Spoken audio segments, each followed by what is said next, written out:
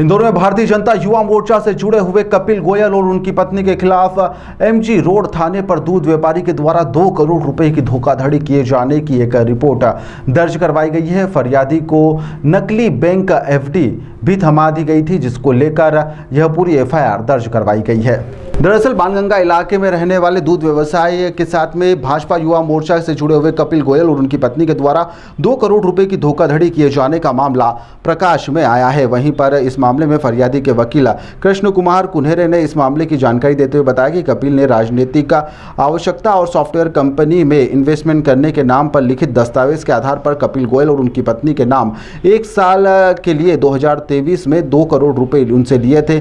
जब 1 साल बाद फरियादी ने कपिल से पैसे मांगे तो उन्होंने राजनीतिक रसूख का हवाला देकर पैसे लौटाने से मना कर दिया। इस मामले में फरियादी ने पुलिस कमिश्नर को शिकायत दर्ज करवाई, जिसके बाद एमजी रोड पुलिस जांच पड़ताल कर रही है। दस्तावेजों को देखने के बाद कपिल और उनकी पत्नी के खिलाफ धोखाधड़ी किए जाने का प्रकरण दर्ज कर लिया गया है।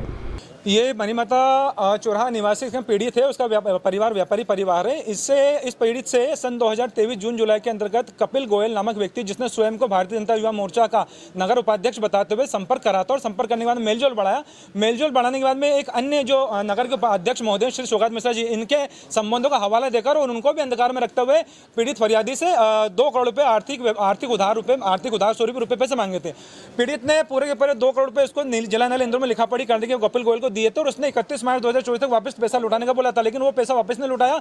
और बाद में कपिल गोयल के द्वारा एक PNB housing finance limited bank की एक फर्जी लोन सेंक्शन की फर्जी डॉक्यूमेंट फाइल फरियादी तक पहुंचाई थी, जिसके बाद में हमें बाद में पता चला कि वो जो फाइल है और जो लोन सेंक्शन फाइल है वो फर्जी, जिसके बाद में हमारे द्वारा इस पीड़ित के द्वारा जब कपिल गोयल संपर्क किया गया, नोटिस भेजा गया, वकील का कोई जवाब नहीं देने पर हमने पुलिस आयुक्त महोदय को इंदौर में शिकायत करी। शिकायत के बाद में थाना एमजी रोड में जांच हुई। जांच में श्री सौगात मिश्रा जी ने भी स्पष्ट करा और ये बताया कि किस प्रकार से कपिल गोयल ने सौगात मिश्रा जी के जीवंत संबंधों का गलत फायदा उठाया है और उनको भी गुमराह करा। इन सब बयानों के आधार पर थाना एमजी रोड ने कल रात को कपिल गोयल और उसकी पत्नी श्रीमती दीपाली गोयल के विरुद्ध गंभीर धाराओं में एफआईआर दर्ज करी है। ये एक मामला थाना एमजी रोड में जांच के पश्चात पंजीबद्ध किया गया है, जिसमें जयेश व्यास जी के द्वारा कपिल गोयल, जो पूर्व नगर उपाध्यक्ष युवा मोर्चा के हैं, उनको 2 करोड़ रुपए उधार दिए गए थे, जिसके एवज में 8-8 लाख रुपए 25-25 लाख रुपए के 8 चेक भी दिए गए थे।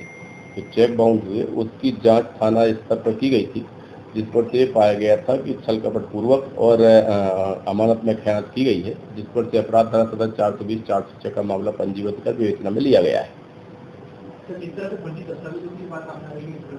हाँ, वही सारे चीज़ों को संज्ञान में ले करके और विवेचना की जा रही है। सारे दस्तावेजों की पुष्टि की जा रही है और जैसे ही साक्ष्यों की पुष्टि हो जाती है तो सबको न्यायालय प्रस्तुत किया जाएगा। नहीं, अभी तक तो कपिल गोयल का ही नाम आया हुआ है सामने और फिर सभी विवेचना जारी है। विवेचना सभी एंगलों पर होगी। अगर कोई और इसमें शामिल होगा तो वो भी शामिल डायरी होगा।